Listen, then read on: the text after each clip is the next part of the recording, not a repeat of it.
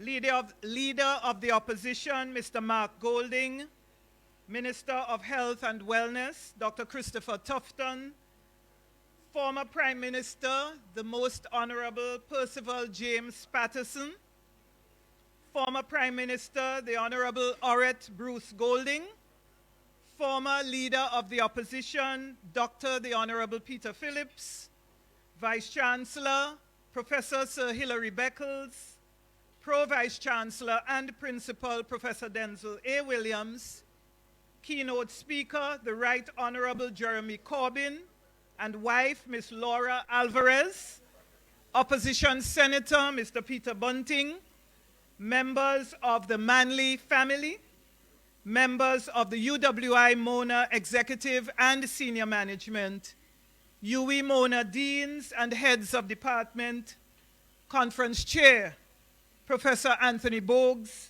staff and members of the UWI Mona community, distinguished ladies and gentlemen, good evening.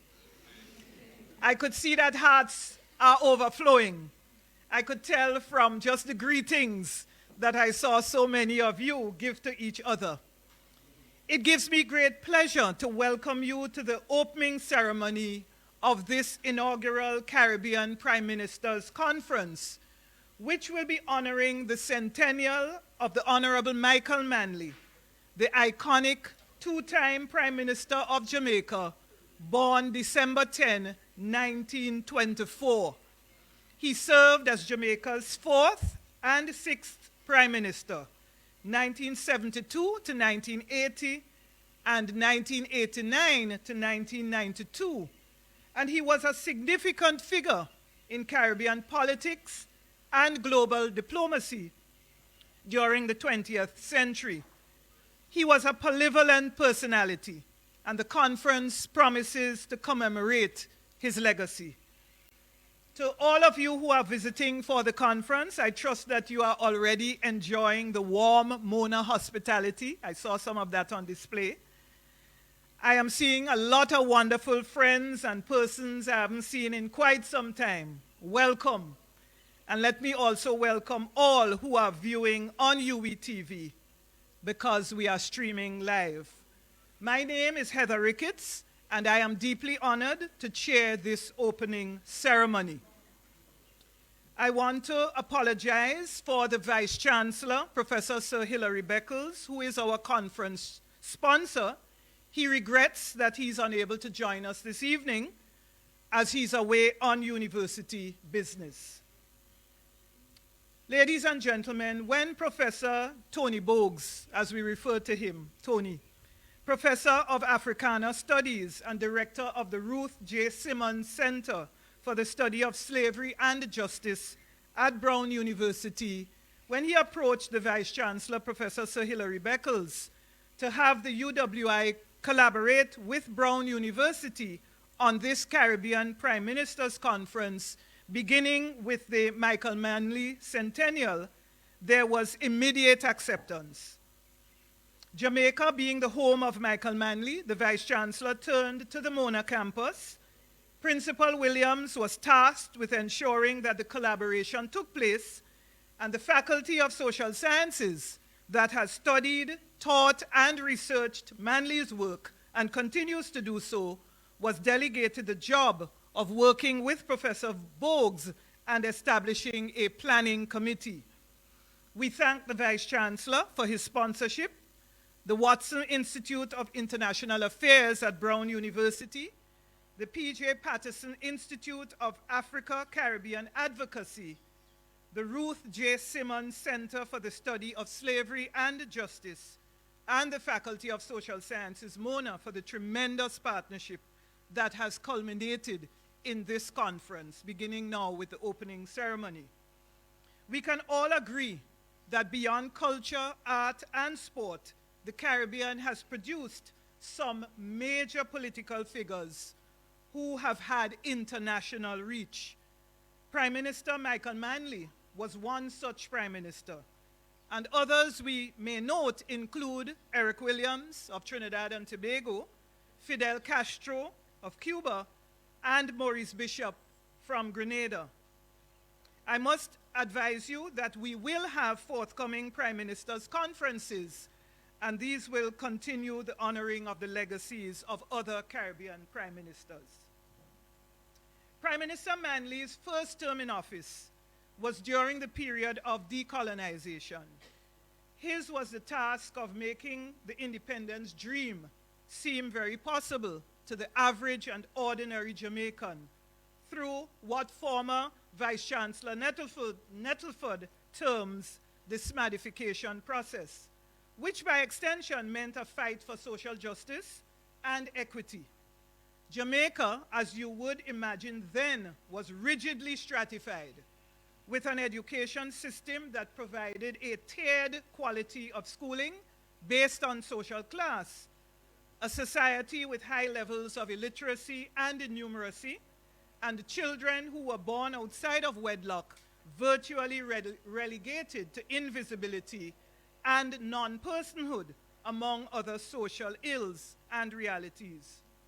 Through new legislation, through social policy and social programs, and the establishment of institutions, Manley set about the process of decolonization.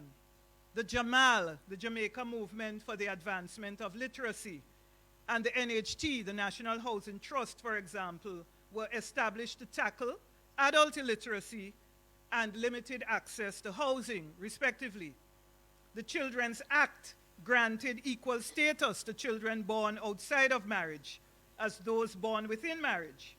And free secondary education sought to tackle the problems of limited access to schooling beyond the primary level. I single these out rather self-servingly because of my own disciplinary interests in sociology and social policy.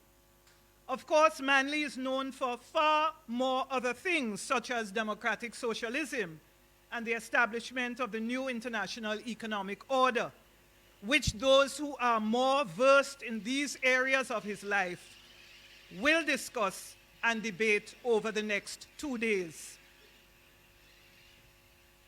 It is my pleasure now to invite the recorded remarks from our Vice Chancellor and conference sponsor, Professor Sir Hilary Beckles. For me, it's a great honor and joy to participate in our university's celebration of two great Caribbean men who came within our community at the same moment in history, 1924. And this year we celebrate, therefore, the life and the contributions of Sir Frank Worrell and Michael Manley. Sir Frank was born on the 1st of August 2024 and Michael Manley on the 10th of December 2024. They were shipmates within Caribbean history.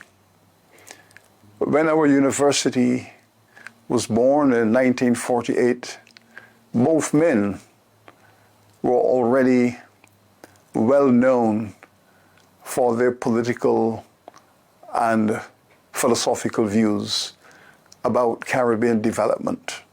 Both men were 24 years old. In 1962, that partnership continued. That bonding of these two great men continued.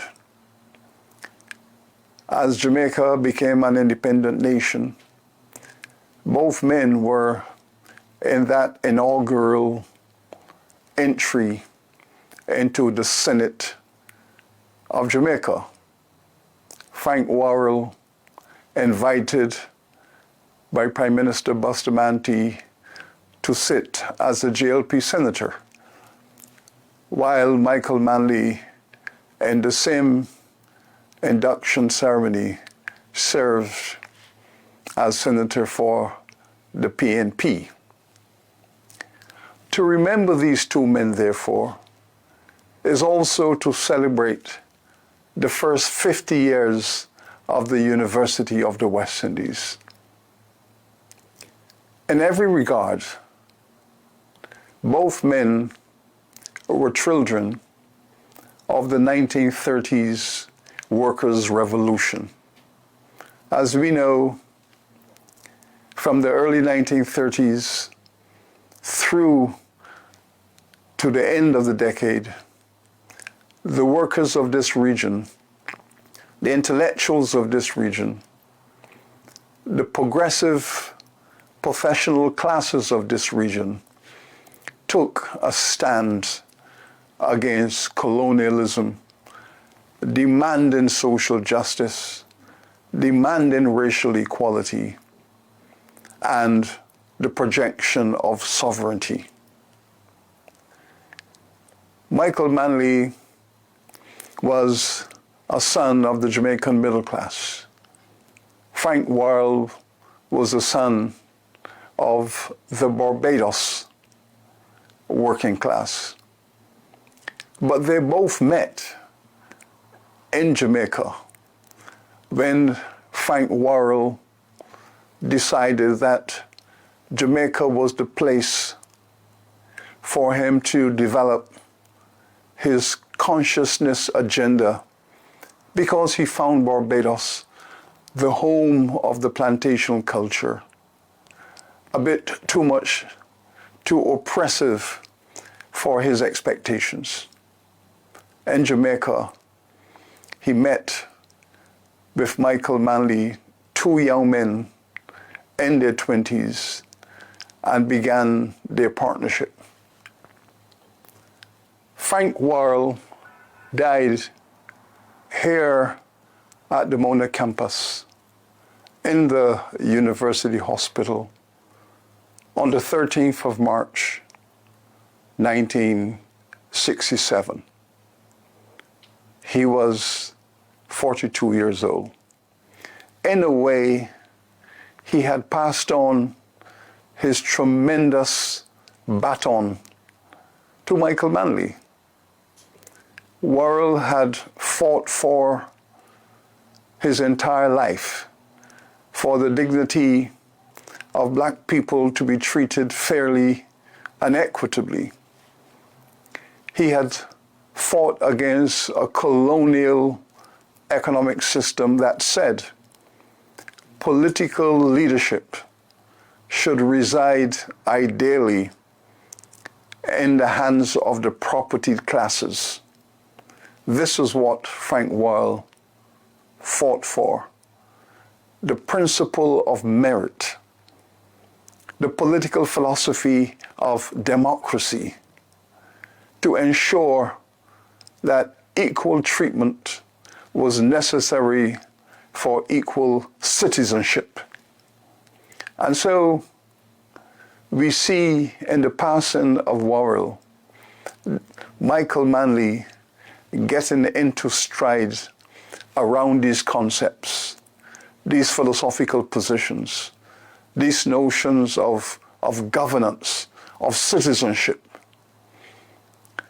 In a way, Walter Rodney, who had intervened in the discourse of leadership within the region and the university, had laid the foundation for the application of the Worrell principle to all areas of social existence, to recognize one's African ancestry, to recognize the injustice against African people, and to call for reform, to call for restructuring, and to call for the liberation of all of our people within a democratic ethos.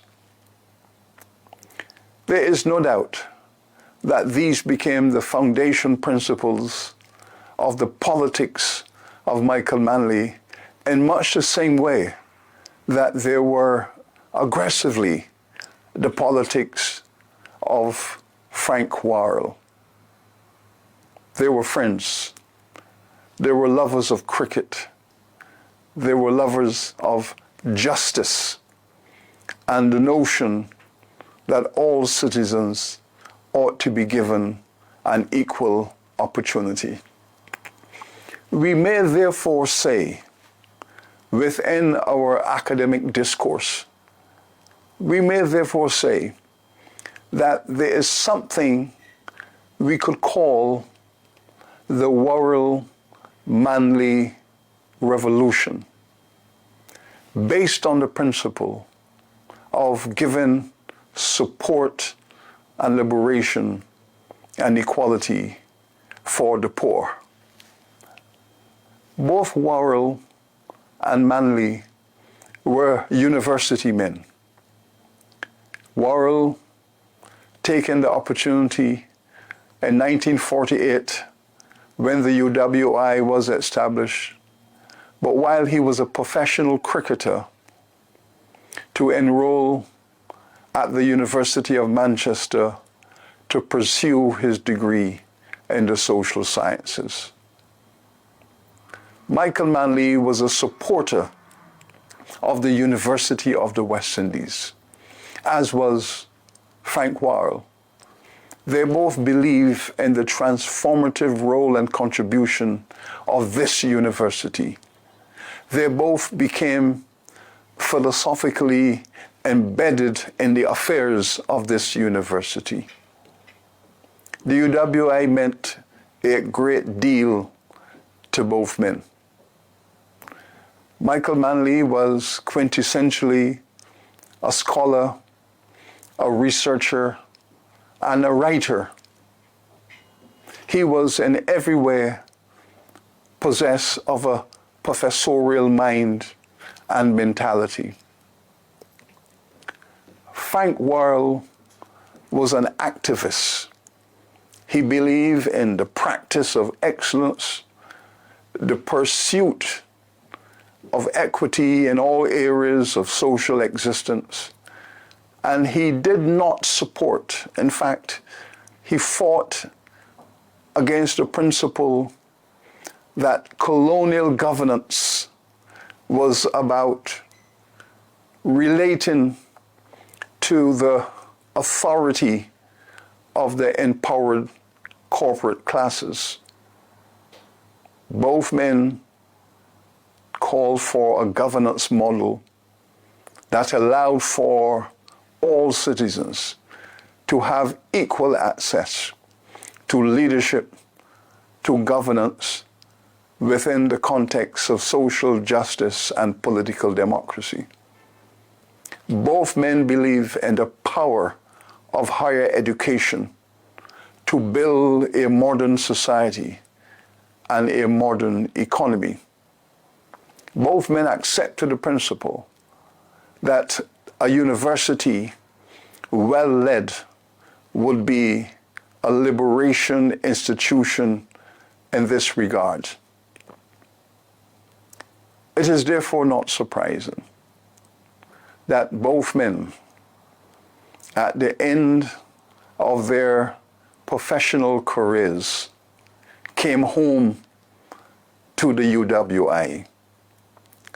Frank Worrell, in 1962, returning from Australia, triumphant, accepted a position of warden of a campus dormitory here at Mona, working to enshrine that sense of progress and excellence within the student body.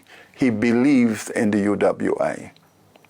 Michael Manley, likewise, sought office within the UWI, this Mona campus, where he was determined to spend time with his intellectual peers in conversation, in writing.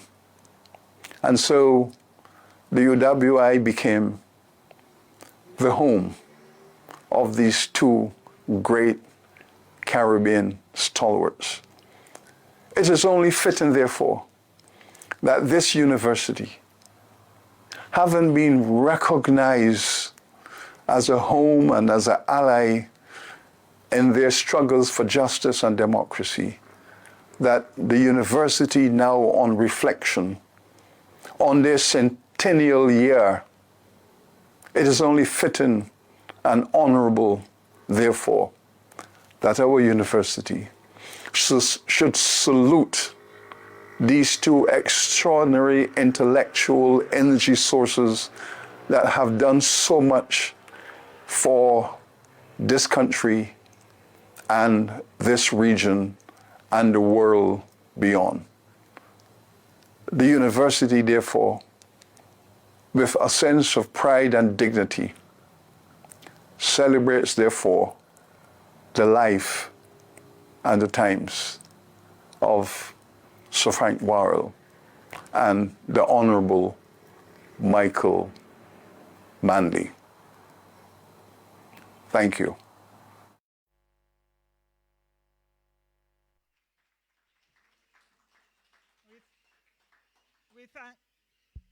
We thank the Vice Chancellor. We could always rely on the Vice Chancellor for locating every event historically, and the beautiful weaving of the Honorable Michael Manley's life with that of Frank Worrell is something which I'm not sure many of us had actually paid attention to. Let's give the Vice Chancellor another round of applause, please. I know that we are competing a bit with the birds who have gone home to roost. That event takes place as well in the Faculty of Social Sciences in the car park in the evenings, and it's really a sight to behold.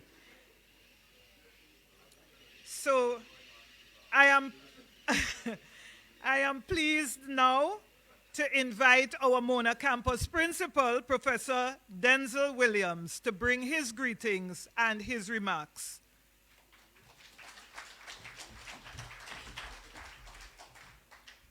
Thank you very much, Dean Ricketts. Let me recognize the distinguished speaker, Ms. Honorable Jeremy Corbyn. May also recognize Leader of the Opposition, Mr. Mark Golding. Let me recognize Dr. the Honorable Christopher Tufton, Minister of Health, and an academic at heart. So I'm pretty sure that you're pleased to be at this important conference, sir. Let me also recognize our distinguished chair, Professor Bogues, and the entire team from the Faculty of Social Sciences. I'd also like to recognize Senators Motley and Morris and other distinguished ladies and gentlemen who have joined us this evening. Professor Bogues, I'm not sure that fate would have it that you asked for the opening ceremony to be on the 3rd of December. Because on the 4th of December, I'm not sure that Honorable Jeremy Corbyn at this time would be able to deliver his remarks very well after an event that will take place in London tomorrow evening at this time. And that's Arsenal versus Man United. So, you're very confident. Okay. Well, volume. Okay, so we hope that you're in good spirits after tomorrow. But ladies and gentlemen, let me, like our Vice Chancellor, really say how pleased I am and the entire Mona campus to participate in this important event celebrating the life and work of our former Prime Minister, Michael Manley. But like Vice Chancellor Beckles, I would like to make a few comments in situating and contextualizing the discourses that will be happening over the next few days. But when Professor Bogues and team came to us to say we are approaching the centennial of a number of Caribbean leaders and we should really celebrate their work, and we would start with Michael Manley, given the closeness of his centennial, we did not hesitate. We fully embraced the concept because we think as a university, these are things that we should actually be advocating for. And so we are happy that as we look to celebrate Michael Manley's 100th birthday, we try to better understand the work of this important figure and also why he did what he did. But for me, out of those 11 years, the important number, Dr. Tufton, is 11. And 11 is important because that really captures the period in which Michael Manley had the privilege of leading Jamaica, a small city-state that was just emerging from the cleavages of plantation slavery and British colonialism. Those characteristics matter because this is a contextual framework that guided Manley's operationalization of his leadership of Jamaica during his time. To better understand Manley, who he was, and what he did, that contextual framework has to be taken into consideration when we're analyzing his broad policy frameworks, the institutional environment within which he did what he did, and the broad governance structures which emerged from his leadership. There are so many facets of Manley's multi-textured and multi-layered leadership that I am sure over the next 2 days, the conference will critically analyze and try to extract lessons that are applicable to Jamaica in today's inhospitable global capitalist system, where microstates are struggling to reduce economic and social inequalities so that their citizens can lead a better life. However, there is one area of Manley's work that stands out for me and which places like Jamaica are still trying to grapple with as it charts its course towards true nation building, where all citizens can reap the rewards of macroeconomic gains and not just a privileged few. And that area, ladies and gentlemen, is the call for a new international economic order. The call for NIEO was relevant in the 1970s as it is today, especially for small states like Jamaica, which cannot escape the interaction with the global economy in order to survive. Our internal markets are too small for us to gain economies of scale and scope in order to drive efficiencies in our production and distribution systems to create real wealth. As such, we have to look to the international markets for long and sustainable growth. But that market is not tolerant to uncompetitive offerings, so microstates will have to improve their competitiveness in order to be able to compete globally and win.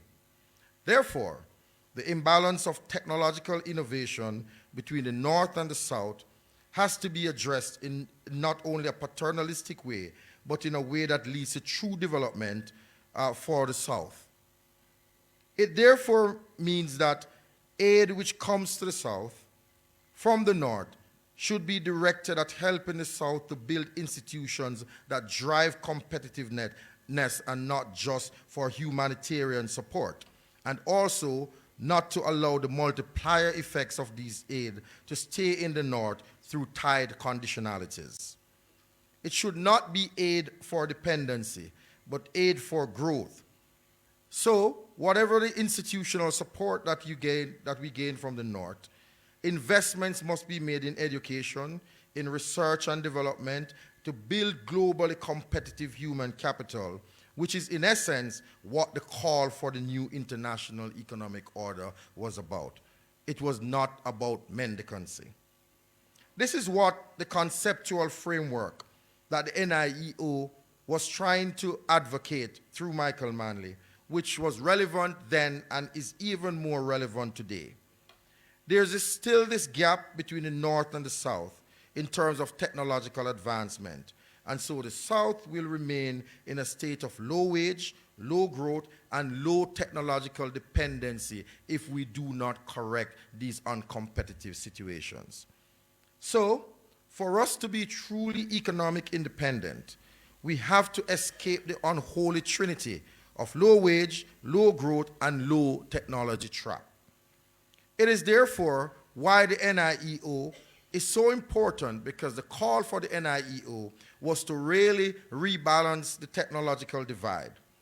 So as the conference proceeds over the next few days, I encourage all of you who are participating to pay close attention to how Manly's ideas can help to shape a more hospitable world, especially for microstates like Jamaica. I would like to say once again, thanks to Professor Bogues and the entire leadership team from the social sciences, the Vice Chancellery, the Mona campus executives, who have worked very hard to put this conference together. I expect the deliberations over the next 2 days to be sharp, intellectually rich, but most importantly, practical in their solutions. Ladies and gentlemen, as we conference to celebrate Michael Manley, recall the word is always love. Thank you.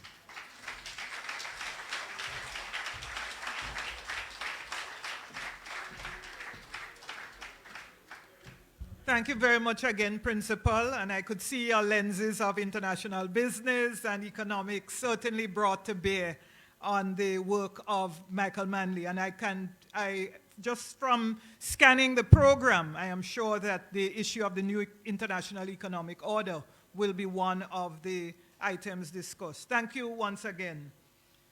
Ladies and gentlemen, we are very honored to have joining us to give some reflections, a granddaughter of the late Michael Manley. And so let us welcome Ms. Rhea Manley.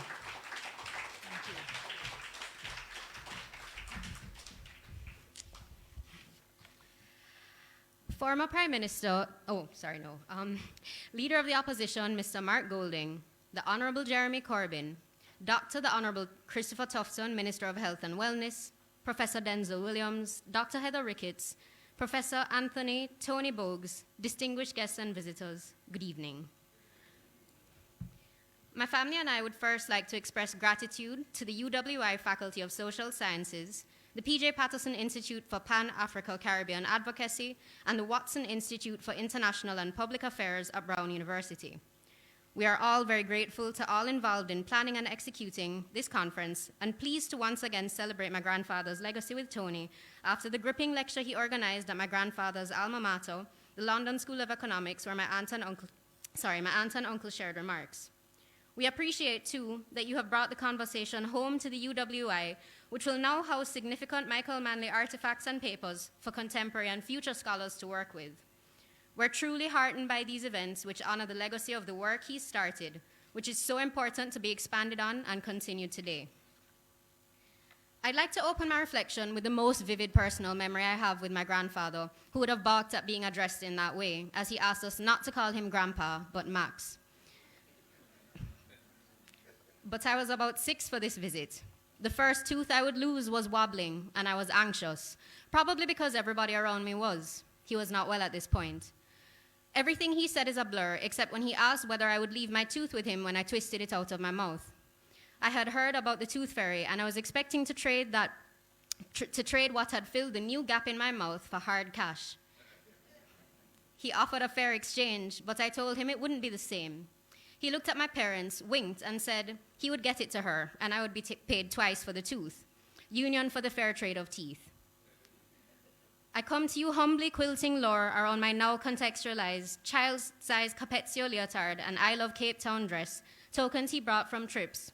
As for most of his large life, I wasn't there. Nevertheless, memory is a curious thing and can create connections in curious ways. I've been fortunate to grow up hearing stories about him from my loved ones, to meet him through the people he may have sent a personal note to about a shared hobby he managed to have time for, such as horticulture or sports or the arts, people he worked closely with in government, and people who he never met, who have very passionate feelings about the effect he had on their life. Having our surname and moving around in Jamaica means casual and professional introductions can be peppered with any relation in varying tones, followed either by awe or contempt. Attempts to decontextualize ourselves have proven futile, as Max was not parochial in his crusade against injustice. I have gotten the question in Portland, Oregon, Savannah, Lamar, and Port of Spain. My grandfather created shocks and waves through Jamaica and the world with his public endeavors, which were motivated by his unyielding determination to achieve social justice, illustrated in his youth when he opted to leave Jamaica College rather than accepting a caning from his headmaster. Norman Gervin astutely observed that his response may have been engendered from his socialization at home, where notions of Jamaica as an independent nation with a need for its own identity were stirring from Norman and Edna. I feel that he continued this with his children. They say that it was never the case that he tried to mold them into his worldview, but that they, and by extension their descendants, are rooted and grounded in it as a family, almost as though it's in our DNA. Through growing in the example of it and seeing firsthand from the inside how he showed us all in that quote of his that we also know so well that the word is. I see it live on in brave spaces where people feel moved and move with conviction. The world has entered an epoch of emboldened imperial might, where hegemonic powers have become alarmingly barefaced with their now fully witnessed atrocities and suppression of human rights. It's important to take stock of where we are today on questions we have concerns about: the status of regional and international literacy, gender equity, wars of occupation, climate equity, and the myriad issues the world now faces. The Caribbean will do well with more leaders of conscience who understand that decolonization is not a historical flashpoint, but rather a deeper process of emancipation that each generation must respond to in the context of their time.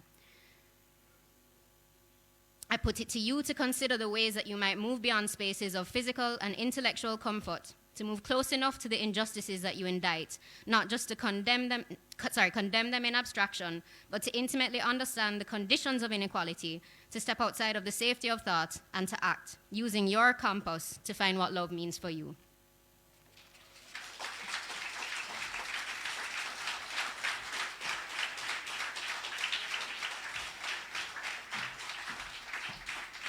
Her grandfather would be proud of her.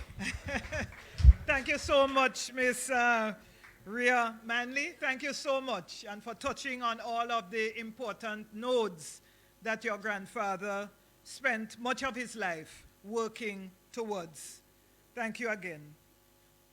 Ladies and gentlemen, as we move on, I remember when we set about discussing the form that this conference would take, it was made very clear that it would be an academic conference and a non-partisan conference. So the involvement of members of the rival political party to Mr. Manley's PNP, the Jamaica Labour Party, is therefore welcome. And I am so happy to invite the Honorable Christopher Tufton, Dr. the Honorable Christopher Tufton, Minister of Health and Wellness, to bring his own remarks. Welcome, Dr. Tufton.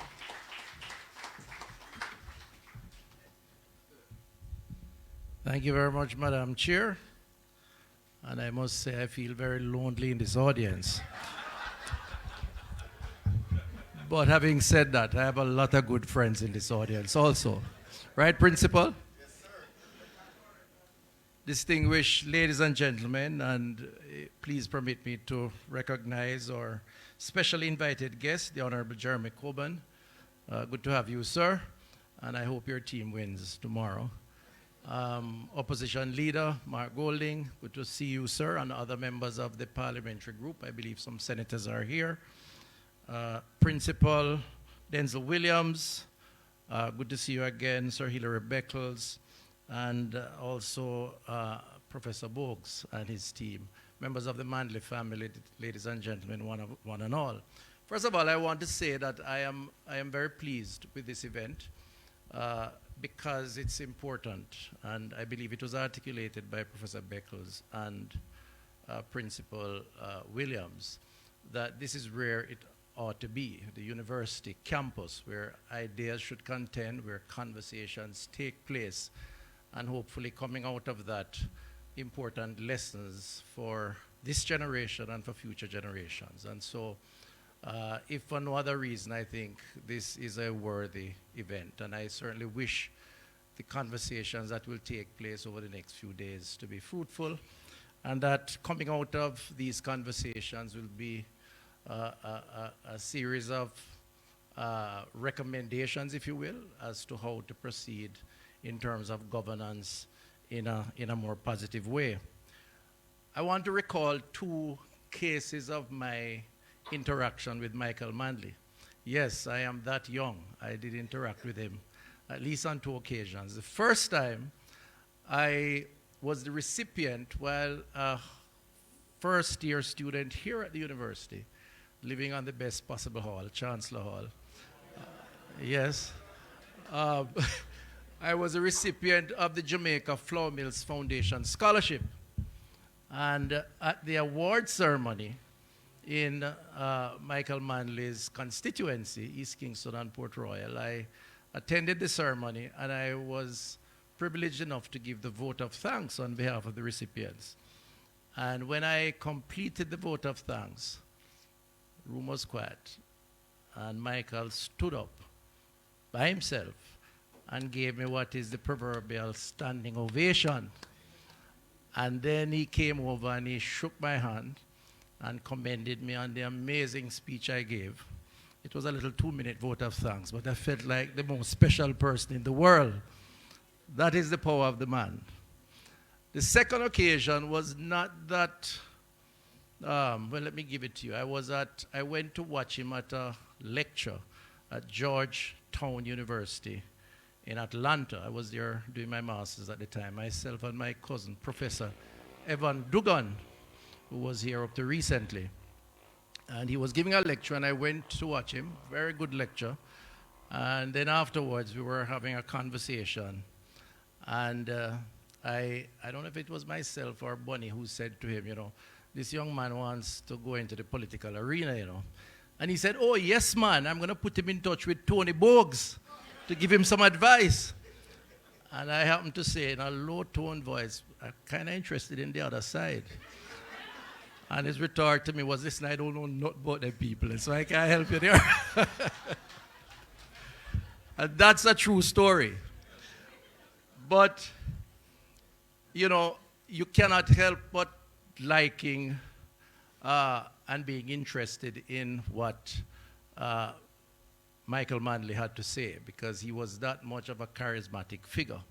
And he made an impact on the audiences that he spoke on. My limited contribution today is more hopefully to be seen as an agitator than to conclude on any legacy of his leadership. I'm sure that will take course over the next couple of days. The period of time that Michael provided leadership at the level of Prime Minister, 1972 to 80 and 89 to 92, I'm hoping that the next few days will assess whether it was the same Michael Manley during those 2 periods. In other words, what he articulated and stood for in the first go-around and what he said in the second go-around were somewhat at variance if you were to dissect it in a significant way. Now, that's not necessarily a bad thing. Beyond that, the question to my mind, and what I would love to get the experts to comment on, and hopefully out of the next couple of days, is whether or not leaders become victims of their circumstances, not their personal circumstances, but the environmental circumstances in which they exist. The challenges of the 70s were a different set of challenges of the late 80s and the early 1990s. I certainly believe so. And the perspective that had to be taken during both eras may have required a different approach. And hopefully a perspective would be shared on that in the coming days. There was the impact of the global environment, which Professor Williams spoke to earlier. And that global environment had a significant impact on the challenge of leadership during that period of time and what needed to be done. For starters, in the period of the 70s, the issues around self-identity and championing the rights of the citizens, whether from an education standpoint, from a social justice standpoint, there is no doubt that Michael Manley has to be credited for being a very strong advocate for that. And that was absolutely needed at the time. So he was the right man in the right place. And I'm sure a lot will be said on that. But at the same time, as we drew to the end of the period of the late 70s to 1980, the challenges that we faced at the time became almost untenable in terms of its impact on the country as a whole. Now, I know there are a lot of views around that, and I have not heard a view advocated, and maybe it has been said, but I have not heard it, and I wondered whether or not the deeper analysis could shed some light on that, as to whether or not in the era of the significant, should I say, uprisings, whether or not we were all victims of particular circumstances, meaning on both sides of the political divide. The arguments I've heard in that discourse is who was to be blamed, who was wrong, who pursued a particular course. But we existed in a context of an ideological divide that was driven largely by, for want of a better term, superpowers. And in many respects, they dictated the terms and condition of that divide. And I wondered whether or not there is a third philosophy that could emerge out of the analysis that says, in a way, we were all placed in a position where we were more takers of a direction than we were determinants of that direction. I could be wrong, but I said today, I'm coming here today as an agitator, not to conclude on these issues. And you have given me the opportunity to agitate, so I'm agitating.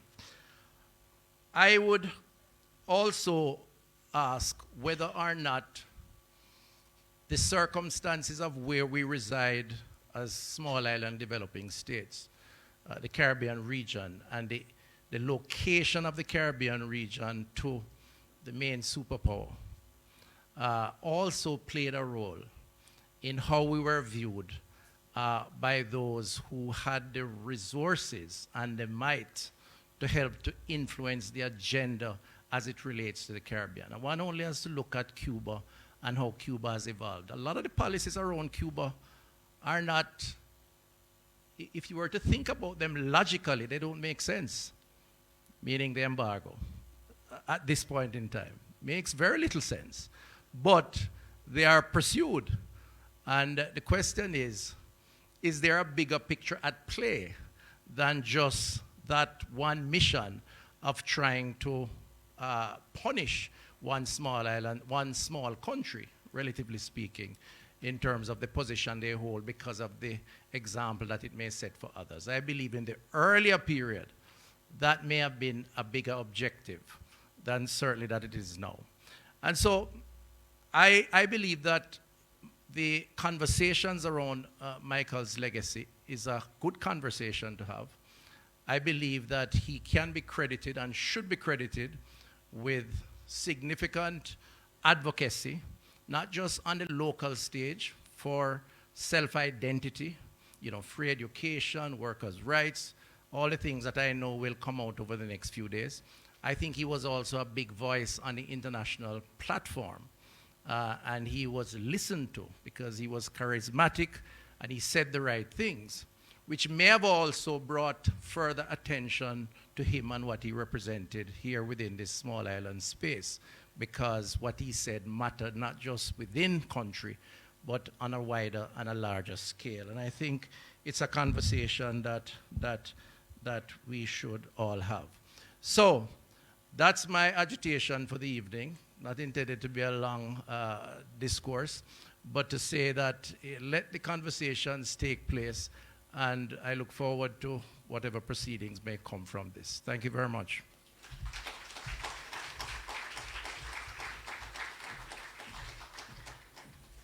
Minister, I don't know if there are agitations really, but as academics, these are the kinds of questions that we pose all the time for real discussion and debate. I just wanted to draw your attention to tomorrow's program. Since you asked, the questions you did, there's going to be a panel Between 2 and 3:30, it's Manly Nationalism, Social and Economic Justice. And there are two papers in particular, or presentations. One by Carl Watts, Economic Nationalism versus Economic Liberalism in Jamaica. That might be interested to you, 1970 to 93. And the other by Michael Witter, Case Study in Manly's Economic Strategy for Transformation, the Emergency Production Plan and the IMF Path. And then later on, there is the Political Roundtable, which Professor Brian Meeks will chair. And that's the panelists are Dr. Phillips and the Honorable Bruce Golding. So in those sessions, I suspect some of the answers to your agitation may actually be given. So I move on then so I am now very pleased to invite to the podium Mr. Mark Golding, President of the People's National Party and also Leader of the Opposition, to deliver his remarks.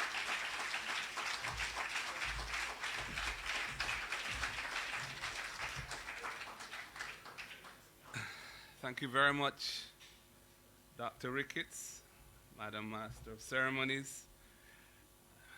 I must acknowledge our guest from the UK and guest speaker, Honorable Jeremy Corbyn and Mrs. Corbyn. It's a pleasure to have you here in Jamaica again, sir. There's been a lot of protocol observing, and I'm tempted to adopt the protocols as observed. Should acknowledge my colleague parliamentarian, Dr. Tufton, who has a view, an agitating view of certain things, which is a good thing. And of course, I want to begin by congratulating Professor Tony Bogues and the other organizers of this inaugural Caribbean Prime Ministers Conference, which is in honor of Michael Manley, in anticipation of his upcoming 100th anniversary of his birth, and to the various institutional sponsors who have come together. I say it's a wonderful thing that has happened here today. I should acknowledge two important persons who are here, the Manley family and the representatives of the current generations who are with us, Sarah, Rhea and Maya, Joe, and of course, Beverly and Glyn Manley, Manley Duncan. There is no doubt.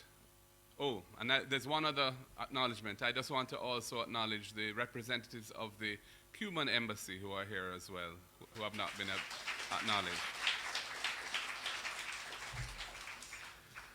There's no doubt that Michael Manley was a most consequential Caribbean political leader, and it is indeed fitting that the occasion of his centennial, upcoming septennial on the 10th of this month, has been the catalyst for the inauguration of a Caribbean Prime Ministers Conference series. It is my hope that this conference and the others to come in the future will provide timely opportunities for Caribbean intellectuals, students, and the wider public to celebrate and critique our region's political leaders, their achievements, their failings, as we seek to deepen our understanding of the region's modern political history and the forces that have shaped the choices we have made on our road to development. As the current president of the People's National Party, I stand on the shoulders of the 5 leaders who came before me, and I am fortunate to have had a personal relationship with 4 of those 5, the first of those 4 being Michael Manley, who I initially got to know as a teenager in the early 1880s when I was friendly, 1980s, a centennial out, when I was friendly with his then wife Beverly's niece, and I was a regular visitor to their home on Washington Close. And then later, in the 1990s, when having retired from politics, he was the principal consultant on the Government of Jamaica's Employee Share Ownership Plan program, ESOP program. And I was involved in the legal work to develop the ESOP legislation. We worked closely for a couple of years on that program. That happenstance meant that we met at least once a month on his veranda at Heathwood to discuss the ESOP program, but invariably the conversation would end up drifting into current affairs, as he would exhort persons of my generation, like me, to get involved in the political life of our country, and he was very passionate about that. And this was towards the end of his life, so some of those meetings he was in his light blue pajamas, but his passion never waned. I would never have imagined that one day I would be giving remarks in the capacity as the leader of the PNP at a conference in his honor. So life really is serendipitous. Michael Manley was a Jamaican Renaissance man, a passionate intellectual with a wide range of interests, including a deep love of sports, art, and music. His oratory and charm were unparalleled, and I believe it is safe to say that he is the most loved political leader that Jamaica has produced. With the benefit of hindsight, he's also increasingly recognized as a visionary leader whose ideas for creating a more fair and just society out of the cauldron of our colonial experience were often before their time. Michael Manley was courageous. He recognized that incremental adjustments to the status quo would not meet the needs and expectations of the majority of Jamaicans. And he was always willing to make bold steps towards the positive transformation of the society. During his first period as Prime Minister from 1972 to 1980, his policies and programs were developed through a democratic socialist ideological prism. This necessitated far-reaching changes to Jamaica's economy and society, which after a decade of independence, or political independence, had continued to be structured along classist, elitist, and race-configured colonial norms. Over the course of those 8 years, Jamaica was deeply transformed in profound ways never attempted, much less achieved, either before or since. The influence of Michael Manley's thought and mission reverberated across the region and made him a towering third world figure on the world stage. The backlash to this transformation that was instigated by the political representatives of the privileged status quo in Jamaica, aided by their external Cold War backers, was relentless and vicious, resulting in a concerted propaganda war against his government and this intensification of political violence as a tool of destabilization, which ultimately resulted in the bloody 1980 election defeat of the PNP. While a lot has been said and written about that period of our history, I would argue that much of the truth of what took place then remains unsaid, other than in private conversation. And such is the vestigial, unresolved impact of the deep divisions of that era on the nation's consciousness that there is no process at play for the truth to come out. So, Chris, I think your argument that we are driven by the context in which we live and the circumstances in which we live, and in the context of a small island like Jamaica or a region like the Caribbean, the world forces at play, the geopolitical forces at play, are sometimes greater than we are able to withstand, and we're constantly adjusting to that. I think it's a fair point. I wouldn't say we're victims of it, because to some extent they present opportunities as well. But in the 1970s, it played out in Jamaica in the Cold War era in a particularly vicious way. While that first 8-year period of Michael Manley's career in government generally attracts the most attention, and is often viewed nostalgically as the heyday of progressive achievement in Jamaica. His second period as Prime Minister was also very consequential. In fact, certainly in terms of economics, the latter period has had a more lasting impact than the first. Part 2 of Michael Manley in government established the basic economic model that Jamaica has been pursuing for the past 40 years. He recognized the leadership role of business in driving economic growth and was induced, persuaded, cajoled by the private sector in the context of the prevailing Washington consensus that had emerged, I suppose, out of the ending of the Cold War and the defeat of the left in Europe. He proceeded to rapidly liberalize the economy, removing exchange controls, eliminating price controls, and substantially getting rid of the licensing regimes for exports and imports. And this was done with the encouragement, as I've said, of the leaders of the private sector at the time. But it took Jamaica a long time to learn the rules and techniques of managing a small, open economy.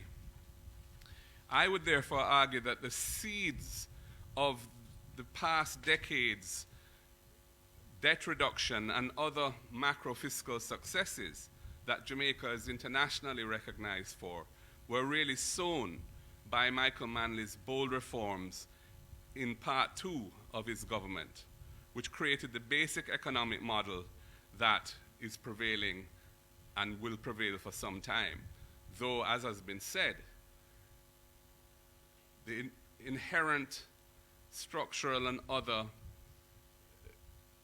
inconsistencies of that model necessitate further thought and further change. And the task of our times will be, how do we negotiate, identify and negotiate solutions for dealing with that within the context of the lessons that we have learned as an independent country so far.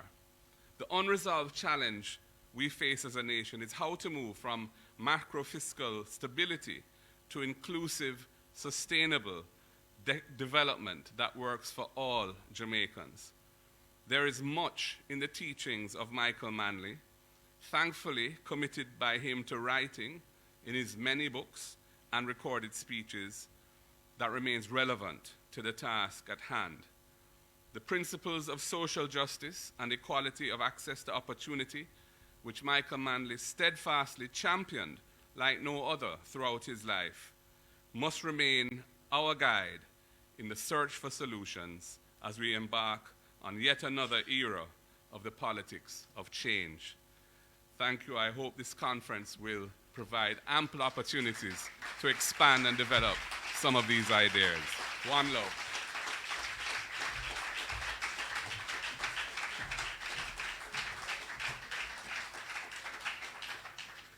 Thank you very much again, Mr. Golding, and I am sure that over the next 2 days, some of the very issues which you have raised, and certainly the debate around the second phase of Michael Manley's leadership will also be discussed. Thank you so much.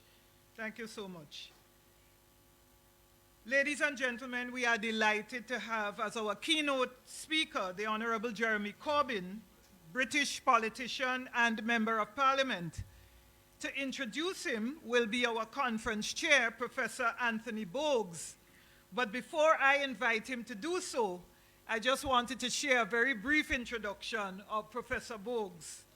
So Professor Bogues is a proud UWI alumnus. He's a Caribbean political theorist, intellectual historian, he's a writer and a curator. He is currently Professor of Africana Studies and the Director of the Ruth J. Simmons Center for the Study of Slavery and Justice at Brown University. And he's also a very distinguished visiting professor and curator at the Visual Identities in Art and Design Research Center at the University of Johannesburg. Earlier this year, he was awarded an honorary doctorate from the School of Oriental and African Studies, SOAS, the great SOAS, at the University of London. Ladies and gentlemen, I now invite Professor Bogues to introduce our keynote speaker.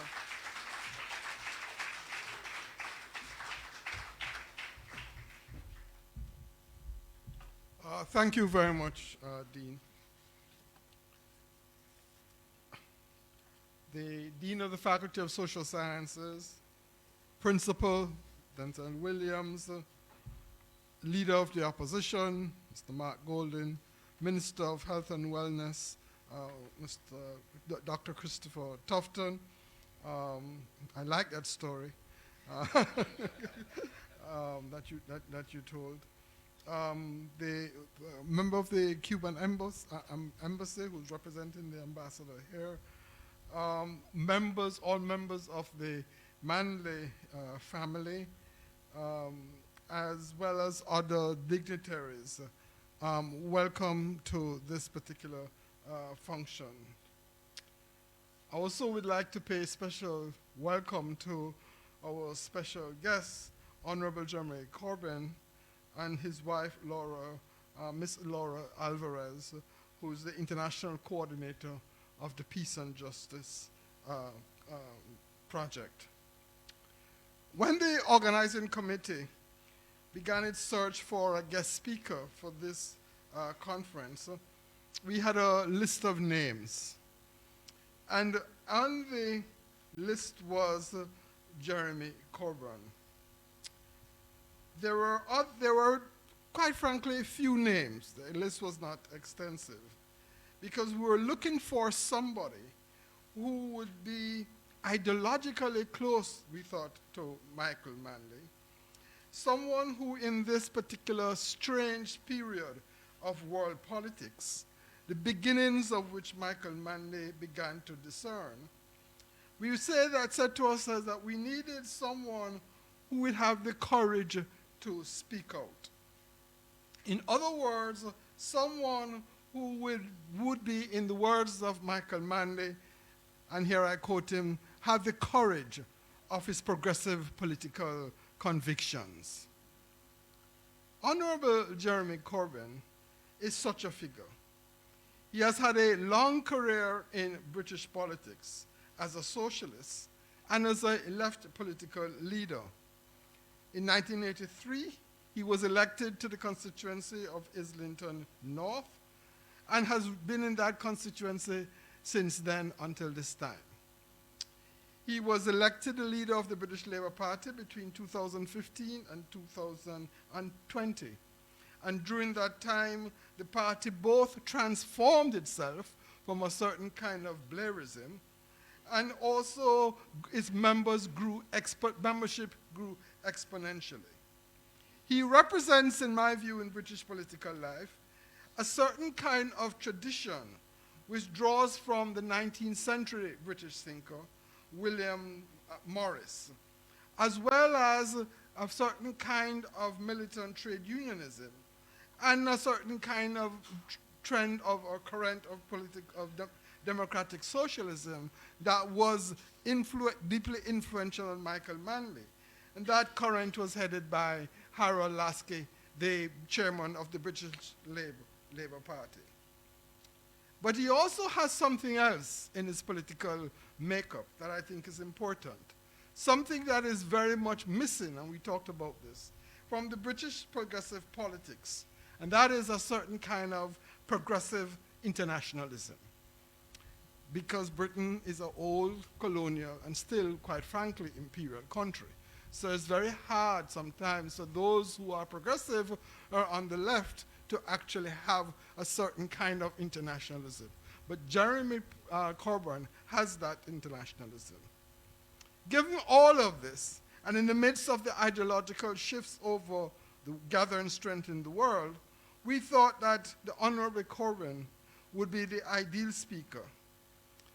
But there was also something that was plus in us making this decision. And that is, he was a member of the faculty of Kingston College in the late 1960s.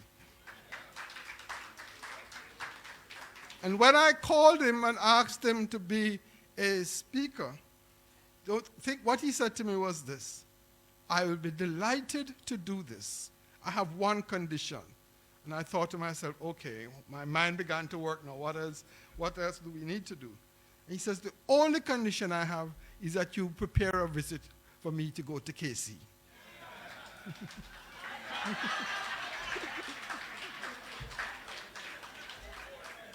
And the Fortis people came today. I had to remind them that I come from the other side of the street, St. George's College. And I was reminded where Michael Holden came from. And a certain cricket match that was played in the 1970 between George's and Kingston College, of which I was a member of the St. George's College Sunlight cricket team at the time. So that what sealed the deal, in our view, was the business of KC and when we talked to KC folks, the real fond memories that they had of him. So we thought, okay, this really is the person we should invite. This morning he went to Kingston College, and from what he has said to me, he had a really remarkable visit. And Laura might be teaching Spanish beginning tomorrow morning in KC. Right. So, distinguished guests, for us, therefore, on the organizing committee, we could be not more pleased than to present to you all this evening the independent member of the constituency of Islington North, the Honorable Jeremy Corbyn, member of the British Parliament, a major world activist for peace, a spokesperson for the advocate of global rights and justice for all people. Honorable Corbyn.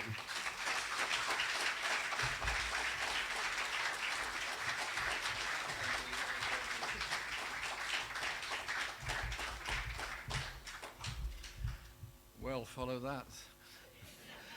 Thank you very, very much, and it's a great honor to me to be invited here today, and I want to thank Heather Ricketts for what she said at the beginning and the way she's conducted the opening parts of this, and it was wonderful to hear Hilary Beckles speak, albeit on a video link. And thank you, Professor Williams, for the work you do here and this wonderful university. And to Christopher Tufton, thank you so much for coming. Listen, football unites us all, and we disagree on every team. So we can all work together, and I think it's fantastic you're here, Dan. I was very interested in what you were saying about the historical process, and that's exactly what a university is for, to bring out that serious debate about studying the history that goes with it. And Mark Golding, thank you so much for being here today, and what you said about the 2 periods of Michael Manley's prime ministership, and again, the need to think about and study those things. And so it's been wonderful to be here, and thank you to the Social Services faculty, the P.J. Patterson Institute and Brown University for putting all this on. And Laura Alvarez, my wife, who's the international organizer for the Peace and Justice Project, myself, had an absolutely wonderful reception here. And I want to say what a pleasure and honor it is to meet more members of the Manley family. And I'm young enough to have met Michael Manley on 2 occasions. Once when I was very young here in Jamaica, I'll come on to that in a moment. But later on, when he was in Britain, and we had a public meeting in Tottenham, and amongst the guest speakers was the late Bernie Grant MP, and of course Jamaica's favourite daughter, Diane Abbott MP, was also there. The meeting was unbelievably chaotic, because large numbers of people in Tottenham all decided that it was necessary for them to speak also. So we had a platform of about 6 of us, plus Michael, and then a wannabe platform of about 30 who wanted to say something. But it was the warmth and the love there was for Michael from the, not just the Caribbean community in Tottenham. They wanted to be there to hear him and hear his contribution as a great Jamaican and what he had done so much in politics. And I want to say through you, thank you to Michael for his long life, wished it had been longer, and what he achieved in that life. As you know, Jamaica has a very special place in my life. I came here as a VSO, Voluntary Service Overseas volunteer, at the age of 18. I came into this very place here, and I was totally bowled over by the heat, the warmth, and everything else that went with it, until I discovered what I had to do. And they said, well, you're going to be a teacher in Kingston College. I said, fine, okay, fine, all right, so that's what it is. They said, you're going to teach geography, and I thought, fine, I've finished my geography studies and so on and so on. And I said, by the way, what sort of geography am I going to be teaching? They said, well, Caribbean geography. I said, yeah, okay. And so I said, yeah, okay, that sounds all right. So I asked for an advance of the textbook the students would be using, and they gave me one. I then left as quickly as I could, got the bus up towards Mona to here, went straight into Sangster's bookstore and said, what books have you got on Caribbean geography? So I bought the stock, went to my room and sat up all night reading them, and then worked out how I was going to work out a curriculum to teach the kids geography. The key with teaching is to always be one chapter ahead of the students. As long as you're a chapter ahead, you're okay. And if you get some really smart student who starts talking about the next chapter, you say, hang on a minute, that's for next week. Just control yourself, control your excitement for a bit. I also volunteered at Theatre 77 at the Barn with Trevor Rohn and Yvonne Jones, which was fantastic. My job was to operate the lights and serve the drinks at the interval, which wasn't very difficult because there was only two choices. It was either Appleton's rum or Red Stripe beer. It wasn't difficult. And as each person approached the bar, you just knew which they wanted. But, yeah, just intuition. So that was fine. And also here at Mona, I worked as a volunteer in the polio rehabilitation centre that was here as well. And I have to say, my time in Jamaica taught me far more than I ever taught anybody else. It taught me a love of the Caribbean and of Jamaica, but it also gave me a completely different view of the world, which Tony was referring to when he was talking just now, and started my lifelong interest in African and Caribbean and Latin American political history and political activities. So I owe Jamaica a great deal for everything that it taught me. But there was also acts of solidarity, which you sometimes don't always expect in most complicated circumstances. There are, I'm looking around, quite a few people in this audience that will have heard of Enoch Powell. Will some be old enough to remember the abominable speech he made on April the 20th, 1968, which was when he made that disgusting speech about migration to Britain is creating a situation where there's the rivers of blood will flow down our streets. It was a vile, disgusting speech designed to stoke up racism, to stoke up division and everything else. And obviously this was well known all over the world. And after a day in school, I went over to the bus stop. I went down North Street and went to the bus stop and sat there waiting to catch the bus to go back home. And a group of boys came up to me and sort of looked at me and said, what are you doing here? I sort of said, well, what's it look like I'm doing? I'm at a bus stop. I'm waiting for a bus. It's what people do. And they said, no, you've got to be careful. And these boys had really given me a very hard time all that day in school. And they were very lucky, and this is serendipitous, I didn't put all three of them in detention, because they deserved it. They really, truly did. And they said, so I said, okay. They said, look, we're here to take you home because we're worried that bad things might happen to you tonight because of the anger people have got about what Powell had said. I didn't realize they were that conscious about what was going on the news, and I didn't realize what a wonderful, generous act that was to say they were worried about me and they wanted to take me home to make sure I was okay. So if those boys are still around, thank you very much for what you did on that occasion. So I want to talk about Michael. If I could just read a quote from Michael, and listen carefully. We know what capitalism and colonialism has meant for us, and we are not for sale. and tell them any time they're willing to deal with an honourable Jamaica built on principle, sovereignty, pride and dignity, then we will take the investment of the money. But are we to return to our knees? They can keep the money, we will find another way. That was the defiance of Michael at the height of all of the problems that Jamaica was going through. And what it does is sets out Michael's legacy in the struggle against colonialism. And then he became Prime Minister. This was after I'd left Jamaica at that time. And his election was a huge political shift, obviously. His style of doing things was an enormous political shift. And he had this wonderful charisma about him, which is back to the Tottenham meeting.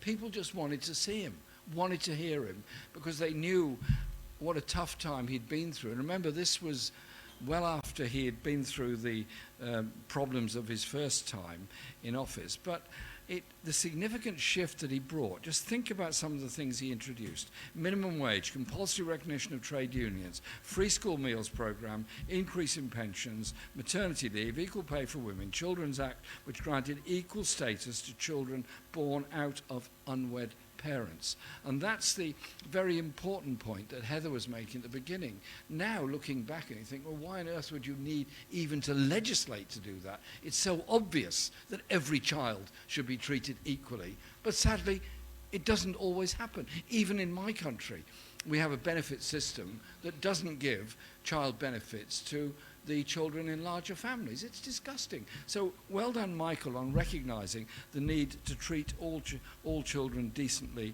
and equally. He also established the Jamaican movement for the advancement of literacy and for free secondary and tertiary education, and expanding and opening rural health centres, National Housing Trust, to build housing for working class people, and pooled the funds for loans for reasonable rates for building as well. So he had this vision of redistribution of ownership and power in what was a very divided society. It was the descendant of the British colonial system and British colonial rule that had gone on for all those hundreds of years. But his philosophy was also about empowering of people. And it wasn't just his speeches in Parliament and elsewhere that he made. It was that he established mechanisms to engage young people by reducing the voting age to 18, and he did have enormous support amongst young people. And I think it's the legacy of Michael that we need to think about, how he managed to develop the very progressive policies that he did, but also that he set up the youth program led by Senator Miller, which was to set up youth councils around the country. And those councils were designed to empower young people and give them a say.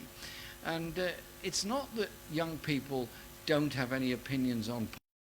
It's too often the problem that politics doesn't have any interest or care about young people, and their voices are too often unheard in the political system. Young people, it's their future. We're building for the next generation, not the last generation. So let's get that message out there. And it was a hopeful time, and he then had enormous opposition up against him. Actually, both parties recognised the enormous opposition that Michael suffered was internally, politically, was internally within his own party at times. Tell me about that. I know that. I'll give you another lecture on that another time, all right? That's for another day. But he also had very, very powerful enemies outside of Jamaica. And that was because nobody in the powerful echelons of Western Europe or the Western Hemisphere wanted to see Jamaica becoming a socialist country, and didn't want to see someone like Michael Manley having this huge leadership figure across the whole non-aligned world. His was an enormous contribution, way out of proportion to the size of Jamaica. His influence extended so far. And what was so impressive of his life was the way that that influence extended globally, and he never ever forgot the roots of where he came from, the roots of the support for him and his party in Jamaica. So he initially resisted the IMF reform packages. And remember, the IMF had some, the IMF and its role in structural adjustment programs, its role in imposing great burdens and imposing austerity economics on country after country, and the way in which the World Bank had also operated and brought in the whole monetarist philosophy which Thatcher and Reagan put forward. So Michael was in a period when philosophically the right thought they were in the ascendancy through the Friedman School of Economics, the Chicago School, which was so devastating for the people of Chile, and the structural adjustment programs that were so devastating for public services all across Latin America and all across Africa. Michael offered an alternative way in his determination on achieving a new international economic order. And so he did have a very hard time and a very difficult time ahead of him. He was forced eventually in the second term to accept IMF loans and the conditions that went with them. And so his legacy is going to be debated over these 3 or 4 days here, which is very, very important to do it. But I want to put it in the context. He'd become the Prime Minister of a Caribbean island that had enormous gap between the richest and the poorest, a colonial legacy on its industrial structure, the need for growth, the need for more money to invest in public services. And instead of getting the support and safe passage that could have been offered by the international financial institutions, instead it was unremitting hostility to him because they didn't want that example. So let's remember Michael as the man who wanted justice and equality for all of the people of Jamaica. He was also important on the international stage in many ways. His opposition to the apartheid regime in South Africa was absolute, complete and total. These days, I can't meet anybody anywhere in the world at any time, even the most right-wing Tory MPs in Britain, who weren't apparently all part of the anti-apartheid movement. Apparently they were all there. Now, I was on every anti-apartheid demonstration there ever was, and lots of meetings there was, and funnily enough, I just don't quite remember them being there at the time.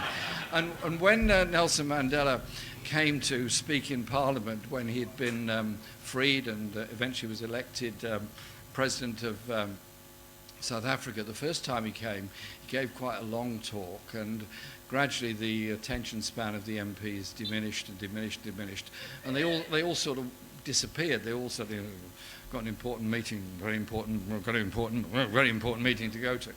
And the only people left in the room were Tony Benn, me, and Nelson Mandela. So Nelson said, well, there's no need for us to be on the platform. So he pulled up a table and we just sat down and had a chat together, the three of us. The most memorable time of my life was that half an hour or so with Nelson Mandela talking about how he would economically restructure South Africa. But at that time, in the 60s, opposition to apartheid was limited. It was limited to the bravery of the frontline states. It was limited to those people that were conscious enough to go out and protest about it around the world. And acts of solidarity were very, very important. And so when the South African regime invaded Angola in order to remove the FMLN government there, and Cuba, to its eternal credit, wanted to support the Angolans and obviously oppose the apartheid regime, Michael came to the fore to say that Jamaica would be part of that by allowing Cuban planes to land in Jamaica on their way there, and also, for that matter, in Barbados. And I think we should remember that. And this was Michael trying to overcome the legacy of so much that Jamaica had suffered. Now, I want to say, if I may, something about history and the slave trade and all that goes with it. Too often in Britain, when you talk about the slave trade or slavery in schools, it's always reduced to one lesson, and it always ends up chatting about William Wilberforce. Now, William Wilberforce, I'm sure, was a very nice man, and he did introduce the bill in Parliament which ended the slave trade and eventually ended slavery, which had always actually been illegal in Britain, as I'm sure you're as well aware as I am. But it is never talked about in the way in which it ought to be about the role Britain played in establishing the slave trade and the wealth that Britain received from the slave trade. And that is what I want to talk about. Wilberforce may well have been a benevolent, nice man. That's not the point. The point is the historical process that went on with it. The narratives are important. Long before the Abolition Act, a number of enslaved people led slave rebellions. And those slave rebellions were brave, were heroic, and were horrendously put down. We went to Emancipation Park today, Lara and myself, and just looked at the history there of Sharp, of Paul Bogle, and of all the other leaders. And it's one of the joy of my life was to know Richard Hart very well and his wonderful book that he wrote about all of this. The real reason that the Slavery Abolition Act went through and the Slave Trade Abolition Act went through was because of the uprisings in Morant Bay and the ones in the west of Jamaica, ruined the sugar trade, caused economic problems for the very powerful sugar owners, and that led to a change in attitude. And the Great Slave Revolt of 1831-1832 was only 2 years before the Abolition Act went through. It lasted 11 days, and 60,000 people, enslaved people, took part in that rising. 500 were killed, and the leader, Sam Sharp, was captured, put on trial and executed, and his dying words were, "I would rather die upon yonder gallows than live in slavery." His role in history might be contested, and often historical debates can become quite complicated, but he did help through his death to bring about the end of slavery. And those voices couldn't be ignored, and so we then came to the point when the abolition actually took place. And in his book, Richard Hart says, in this book, Slaves Who Abolished Slavery, Blacks in Rebellion, he emphasised that enslaved people in Jamaica fundamentally changed the agenda and forced the British government to act and gained their freedom. Why, we got a problem with microphones? Let's try this one in here then. What do you got? Can it go in there? No, it's going to go in there. We've got stereo. And so I want to just ask you to think very carefully about that. Britain took over Jamaica in 1655, and it took until the mid-19th century before slavery was abolished, and it then took until 1962 before independence was achieved. And the academic Michael Lemonis, in his works, describes and says, the British Empire began its colonial role in Jamaica with the immediate control and division of land, the enslavement of indigenous African and Caribbean people for plantation labor, nationalism, trauma, divide and rule policies, religious suppression, and all forms of violence imaginable to man. And it was because of the wealth of Jamaica, because of the sugar cane, it became the wealthiest of all British colonies all over the world. And it was seen as the most incredibly rich place in which to be. And indeed, Elizabeth Barrett Browning, who wrote that incredible poem, The Runaway Slave from Pilgrim's Point, came to Jamaica as a child. Her parents were very wealthy people from Yorkshire in the north of England, and indeed were part of the slave industry. She came here as a child, was disgusted by it, and went back home and then started arguing with her parents about it and joined the Anti-Slavery League in Britain. And her parents gave her an ultimatum: leave your campaigning against slavery or get out of the house. So she left the house, never went back, never spoke to them again, and died in great poverty, gave her life to the anti-slavery cause, and wrote that amazing poem. And she was a white woman who wrote this actually very wonderful poem about it, as did many, many other poets. So I think we should remember those people. but also remember those that have done so much to study and bring to reality the amount of money that was made out of the slave trade. Eric Williams, the first Prime Minister of independent Trinidad and Tobago, in that wonderful book, Capitalism and Slavery, said, "Strange that an article like sugar, so sweet and necessary to human existence, should have occasioned such crimes and such bloodshed." And so the post-slavery society is what we then have to look at. So when slavery ended, the British needed a new means of enforcing the social order. The end of slavery only came with the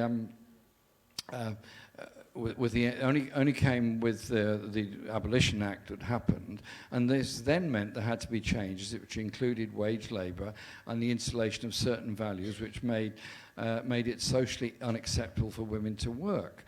Jamaica, by the time of its formal independence in 1962, was still a society that was dominated by the structures it had inherited from the end of the slave trade itself.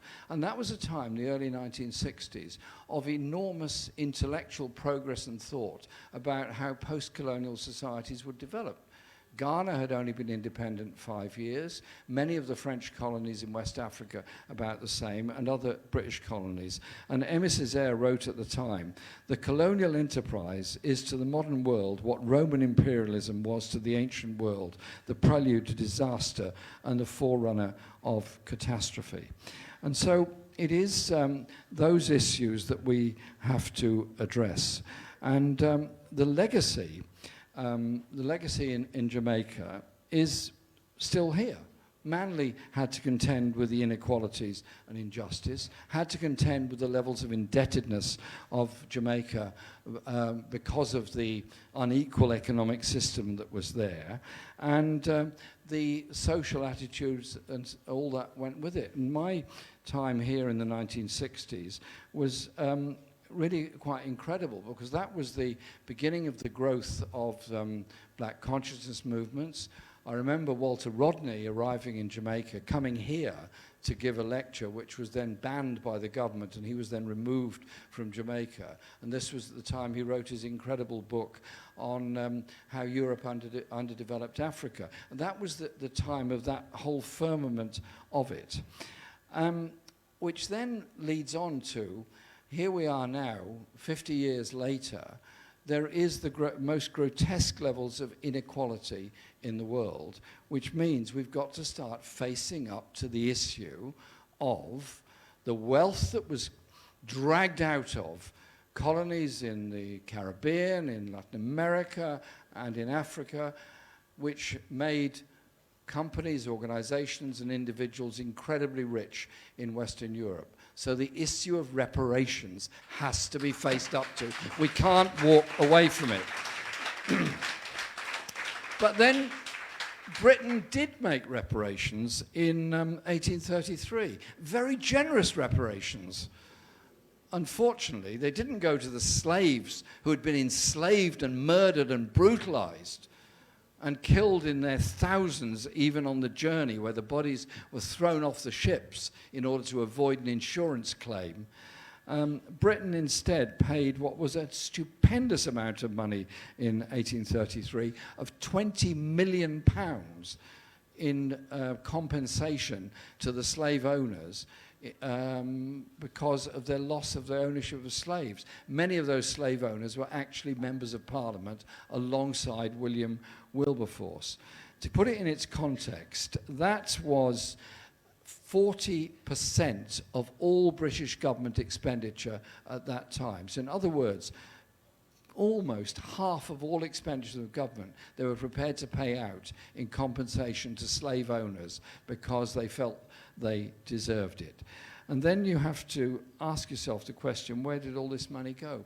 It wasn't until 2015 that the debt incurred by the British government by paying off the slave owners was finally paid off. In today's sums, it would be £300 billion that was paid in compensation to slave owners. Not one slave received one halfpenny for the horrors that they went through. They only received relative freedom and the ability not to be a slave. They still had to work, they were still living in poverty, and they were still subject to the vagaries of the economic system in the world.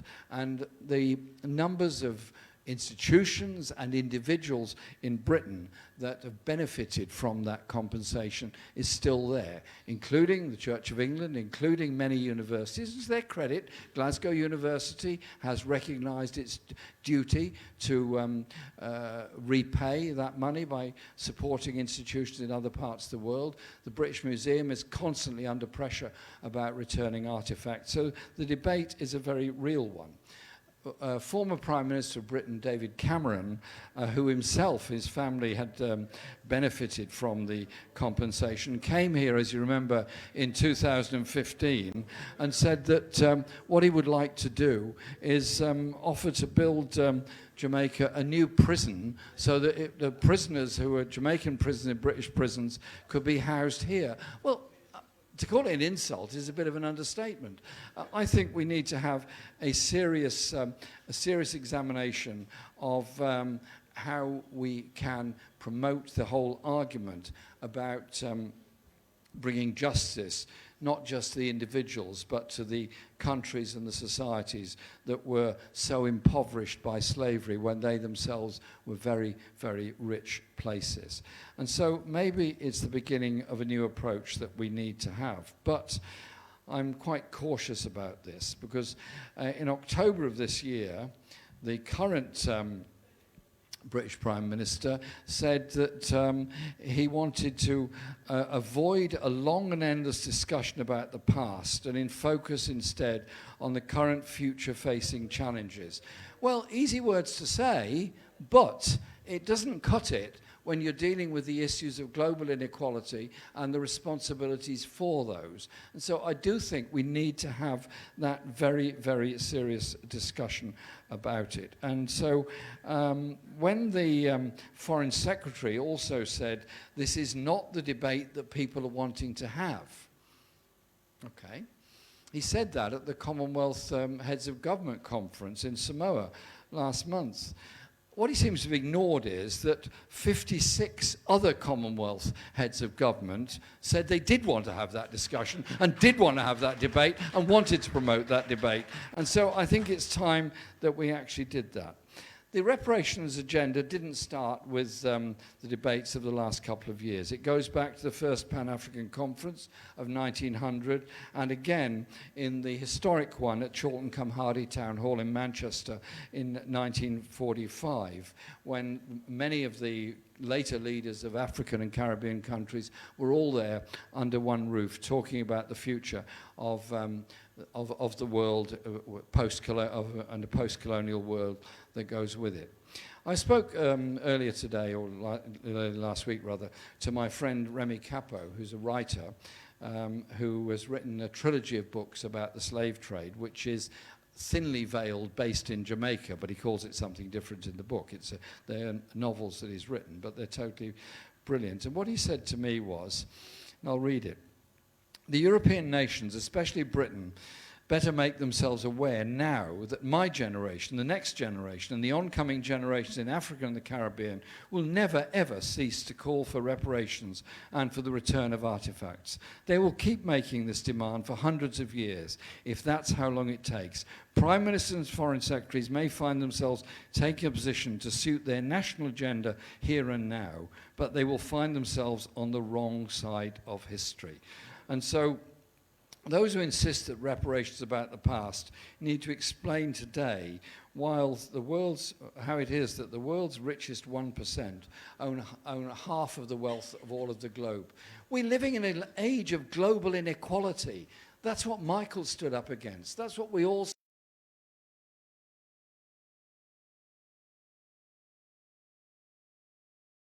equality. And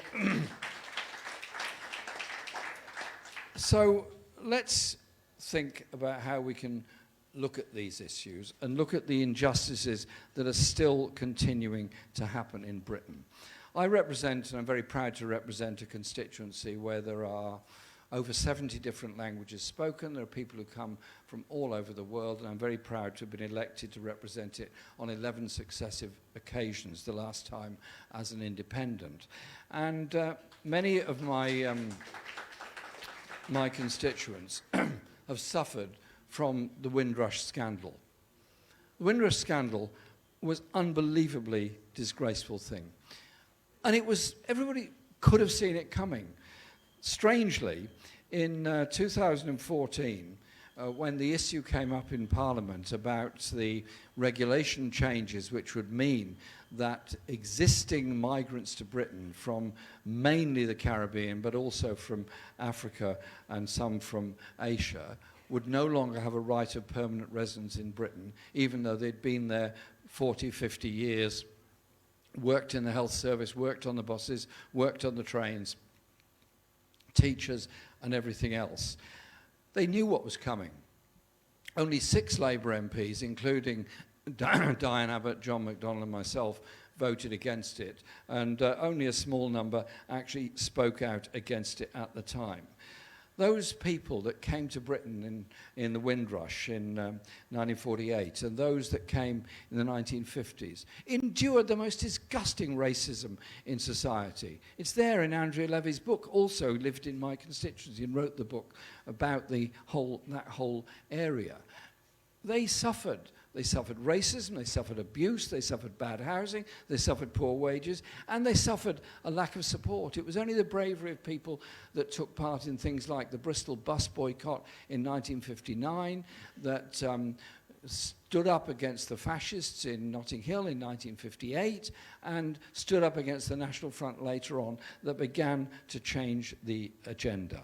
And so, in my constituency, I'm very proud that we've got a statue put up by Nubian Jack, which is in honour of all the Caribbean workers and the Irish workers that came to Britain and worked in our hospital, the Whittington Hospital.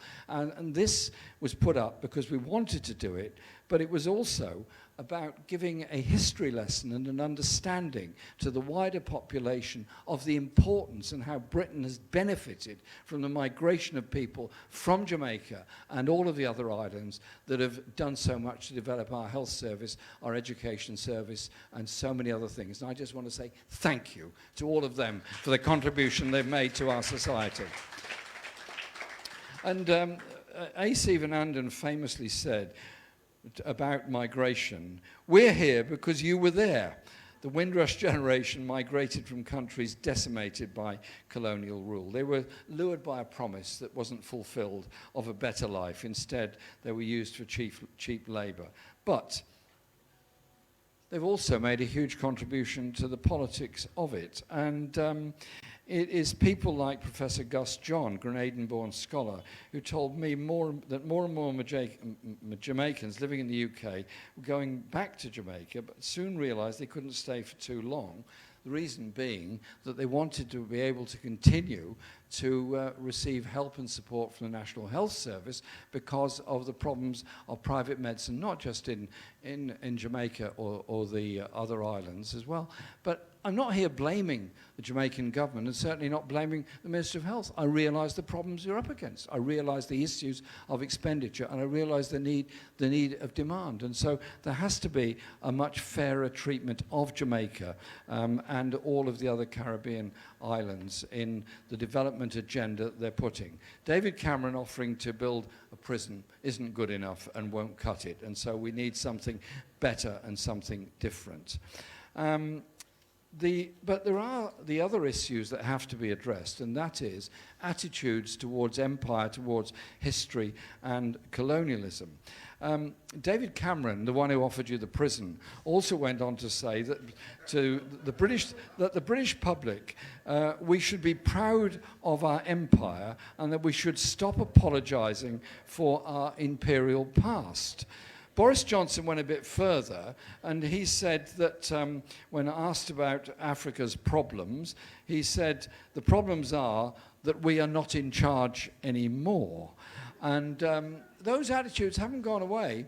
2 weeks ago in the British Parliament, the issue of the Chagos Islands came up, and the right of the Chagosian people to return to the islands and the legal right of Mauritius to resume control of the islands as a process of decolonization. And so I made the point that I didn't want Britain to go back to the days of colonial empire when we'd be sending a gunboat to sort out the problem on the Chagos Islands, and that we'd moved on from being an imperial power. And the people in front of me, the reformed group of MPs led by Nigel Farage, said, oh, yes, we are. We're going back to the colonial era. That is the future that the far right in British politics are offering at the present time. They're offering petty nationalism, the images of empire and the images of power, rather than understanding the historical process that's gone with it. Things have changed, but they need to change a lot more.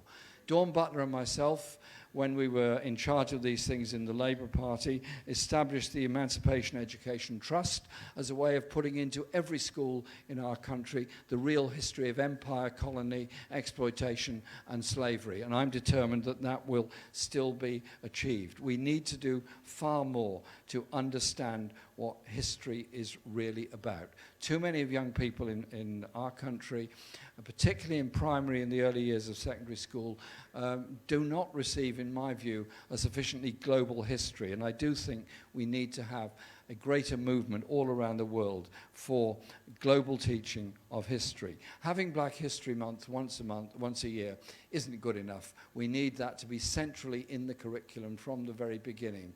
Both what happened, what the uprisings were about, and what the history was really about. And so reparations are about truth, are about justice. And if we're to get that political debate in Britain and in Europe, which is serious about reparations and serious about a new international economic order, there has to be a far greater understanding of the history of the world. And our young people, all being brought up understanding that the great sciences, the great discoveries, the great inventions didn't all come from Europe. They came from Africa, they came from Latin America, they came from Asia, they came from China. We have to have a global understanding of where our knowledge and our literature and our joys come from. And so I just want to put it this way, that the legacy of slavery is still there. It's still there in inequality and injustice in the places that suffered from slavery. It's still there in the inequality and injustices of the countries that benefited so much. And that history needs to be challenged. You can walk around any English or Scottish or Welsh city and you see the names of slave owners up there on the street signs. And so the Colston issue in Bristol was just one example of a growing movement of people that wanted to see and do things differently and understand where all that wealth came from. It's the same all over the country with the work that was done by Irish workers as well as by those that came and made their homes. And so in the last part I want to say is this. It is about reparations, yes, but it's also about the need to develop a new economic order. Britain is the 6th largest economy in the world, yet it needs to change. There are 4.3 million children living in poverty, 250,000 people are homeless, and we have more billionaires than ever. And that grotesque levels of inequality have got worse.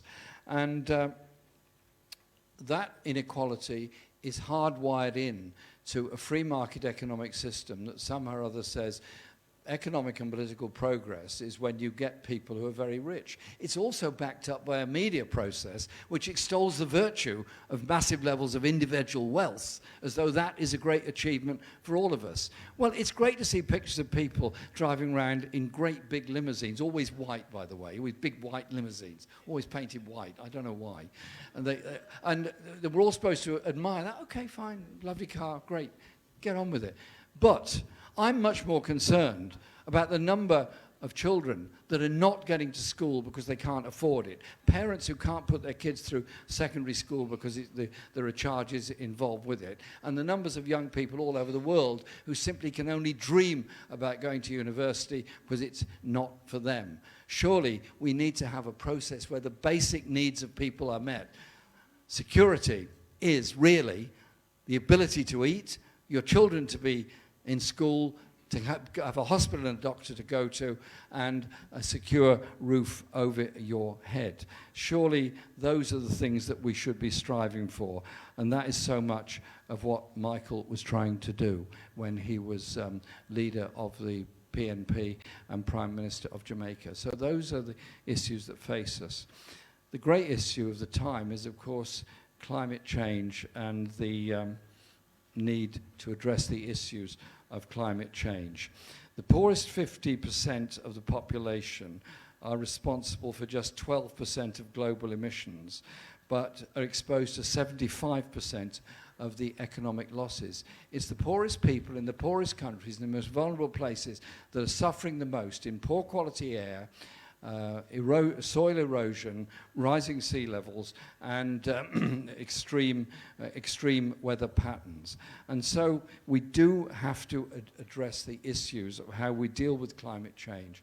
And all the COP conferences, every one of them comes out with the idea, yes, we'll set up a new fund. Not one of those funds has been fully met yet. Every time the offers are made, they're not actually delivered at the end of it.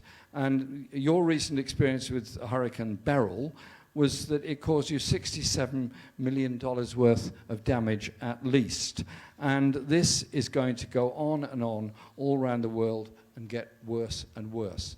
Therefore, we have to reduce emissions. Therefore, we have to stop the destruction of the biodiversity on which all of us need to survive, and start being much more serious about sustainable methods of energy production and energy usage. And the technological inequality between the southern countries and Western Europe and the United States is enormous. That's why global funds, reparations, investment, fairness, decent terms of trade are important, not just for themselves in social justice, but also important in dealing with the issue of extreme climate change. And in his book, Michael talked a lot about this, and he talked about, in the book, Up the Down Escalator. Some people think countries like Jamaica are always moving upwards. And then in his book, he describes very carefully how the escalator was actually really going the other way, and the whole thing was an illusion. He was calling for a new international economic order, now usually referred to as a new global economic order, being promoted by many people around the world, including Progressive International, which I'm part of. And so it is about empowering countries and communities in how we begin. Looking at cancelling the debts of the global south, which are so enormous and unpayable. Look at the problems of your neighbour, Haiti, born into debt when the independence movement won and defeated the French colonialists, never been out of debt since then. That debt has changed hands a few times, but the brutality of the debt collectors has never changed in the 200 years of its existence. And so there has to be a global movement towards debt relief. And that is what Michael was pushing for very hard. I remember those days very well when he was working with my friend Judith Hart, who was Secretary of State for International Development at the time, on innovative ideas such as a global wealth tax, and pushing to a global treaty which would bring in a minimal level of corporation tax to begin to curtail the powers of global corporations who pay ducks and drakes with the individual economies all over.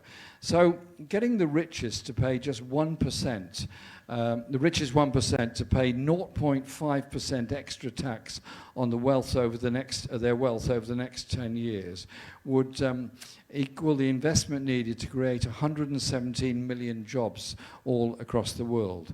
It overlaps with another key ongoing solution about building global solidarity movements. It's not just about economic theories, it's not just about the valuable work we do in universities like this. And I'll get my papers back and finish my speech. Thank you very much. I wanted, as Labour leader, to be part of a process where we develop stronger international social orders. That means the importance of international trade union cooperation. There is trade unions, yes, exist all over the world. In many cases, trade union membership is in decline as manufacturing industry is in decline, and in some cases also in decline because of loss of jobs in the public sector. The growth areas, the gig economy, where many people are grotesquely employed, often have no trade union protection whatsoever, no workers' rights protection at all, no rights of work whatsoever. There is a whole generation all over the world that are being abominably exploited through the gig economy, and that is something that needs to change. And through the Peace and Justice Project and through Progressive International, we are trying to do something about that. Michael worked in a time when there was the Cold War was in full swing, particularly during the first period in office, and he received unbelievable levels of hostility from global institutions. And it was his desire to put forward an alternative to the US control and hegemony that was there, and to work with the non-aligned movement and to bring people together all across the Caribbean. He was well ahead of his time in so many ways. And at the BRICS summit this year, Antonio Guterres said something that Michael himself could have said. He said, "No single group and no single country can act alone or in isolation. It takes a community of nations working as one global family to address the global challenges." And he went on to say, and this is where the global challenges are hooed, we need peace in Gaza, we need peace in Lebanon, we need peace in Ukraine, we need peace in Sudan. Everywhere we must uphold the values of the UN Charter, the rule of law, and the principles of sovereignty, territorial integrity, global independence of all states. And by and large, the leaders of the Global South do understand that and have shown their solidarity with the Palestinian people. And I was at the demonstration in London on Saturday, the 22nd demonstration we've held in London in support of the Palestinian people.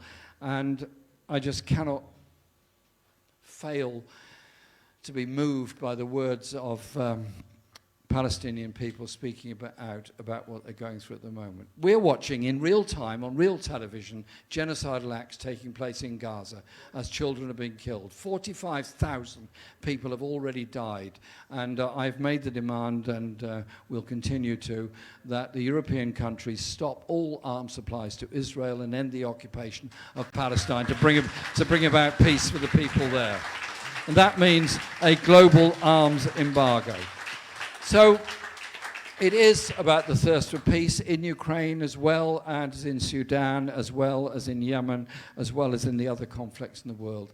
We need a world not based on war, not spending $2.4 trillion a year on arms. We need a world that looks at the injustices, the global injustices that go with it, and tries to bring about some real changes in that. That's what Michael tried to do in his life. And so, in conclusion, I just say this. It is about giving voice to people. It is about giving people hope. It is about standing up against the richest and the powerful. Too often, our voices are demeaned. The voice of young people is demeaned. The voice of the marginalized in society is demeaned. And what Michael did in his life was to give huge levels of hope to young people. It's a very precious commodity. You can't measure it. You know it when you see it. When it's not there, you know it's not there as well. So it is about hope. And hope comes from inspiration and from music and from art and from economic and political ideas. And that's what this 3 days here is so important about. It's discussing the legacy, discussing the issues, discussing the hope. And the Caribbean has produced many, many wonderful poets, and I want to just read a section from Camus Brathwaite's Islands. Looking through a map of the Antilles, you see how time has trapped its humble servants here, descendants of the slave. Do not lie in the lap of the more fortunate gods. The rat in the warehouse is as much king as the sugar he plunders. But if your eyes are kinder, you will observe butterflies, how they fly higher and higher before their hope dries, with endeavour, and they fall among the flies. The great poets of the Caribbean, the great artists of the Caribbean, those that stood up against slavery, those that achieved independence, and those that are still standing for global justice, peace and equality. Thank you very much, and thank you for the honour of inviting me here today.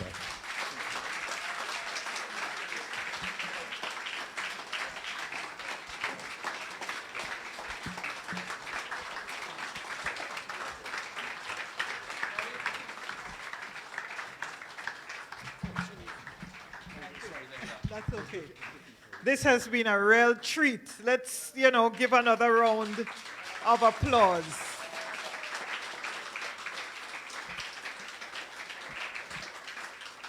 Thank you so much, MP Corbyn. And your summary of Michael Manley, giving voice, hope, and standing up for justice, truth, and equality. I think those words sum him up quite well. I quite liked as well the tracing of the slave trade all the way back to the period of colonialism and independence, the period at which we became independent nations in the Caribbean, and the state of the economy and the society. And for prime ministers such as Michael Manley and other prime ministers who inherited that kind of legacy of slavery and colonialism, the work that they had to do to bring justice and equality to their societies. Thank you so much. Thank you. So as I close, I just want to say that I think that the stage has been well set for the next 2 days, and what I expect to be a very rich discourse and very rich debate, which we will have. I want to thank the Vice Chancellor, Professor Sir Hilary Beckles, Principal Williams, Professor Tony Bogues, and the entire Conference Planning Committee. Also our Marketing and Communications Office, UWITV, and all who worked to ensure this very successful opening ceremony. And of course, to all of you who are here for joining us this evening. I couldn't leave before, or close before just reminding you that the conference starts in earnest tomorrow. It begins at 9:30 in this direction. So to my right, just behind this building is the Social Sciences Lecture Theatre. And that's where we will meet for the next 2 days. We invite you to return to the campus tomorrow. Those of you who can, if you can come for the 2 days. It is free. It is open to all. And as I said, it's just a stone's throw away. Some of the panels that I have been asked to just highlight, and I don't want to, and I'm doing this at the risk of, thinking that you thinking that I might be diminishing some panels, but certainly the Gender Justice and Decolonization Roundtable tomorrow at 3:30 to 5, and that's dedicated to Joan French, Beverly Manley Duncan, and Lynette Vassell. Hi Lynette, I see Lynette here. Nice to see you. And the panelists will be Peggy Antrobus, Tracy Robinson, and Khadija Williams. There's also the roundtable. Panelists being Dr. Peter Phillips and the Honorable Bruce Golding, and that will be moderated by Professor Brian Meeks. That's at 5:30 to 7:30 tomorrow. And then on Thursday, there are personal reflections on Michael Manley, which begin from 11 to 12:30, and then again from 2:30 to 3. And I see some people in the audience. I'm sure I saw Bunny Witter. Yes, he's sitting, around the back in his Kariba suit. I think I also saw Rosie MacDonald. Where's Rosie? Rosie was here, former superintendent of police, and I believe former Prime Minister Manley's personal security. Yes. Did I see former mayor of Spanish Town, Miss Jennifer Edwards? I thought I saw her in the audience. So those personal reflections, and then of course there are the there are the closing reflections by Mrs. Glyn Manley, and that's 4 to 4:30 tomorrow. There's an interview with Manley Duncan, and Professor Tony Bogues, and that's 2 to 3:30 on Thursday. And the closing ceremony, of course, the keynote speaker will be the Most Honorable P.J. Patterson, statesman in residence. So, colleagues, friends, ladies, distinguished ladies and gentlemen, we have come to the end of what I think has been a really very rich opening ceremony. I look forward to the next 2 days. We're asking you, urging you to repair back here tomorrow morning and onward onto Thursday. Thank you so much again, MP Corbyn and Ms. Alvarez. Thank you so much for agreeing to be our guest speaker and our very special guest. Thank you again to the Manley family. Thank you, Ria. Thank you so much. And thank you, everyone. Have a good evening. We now invite you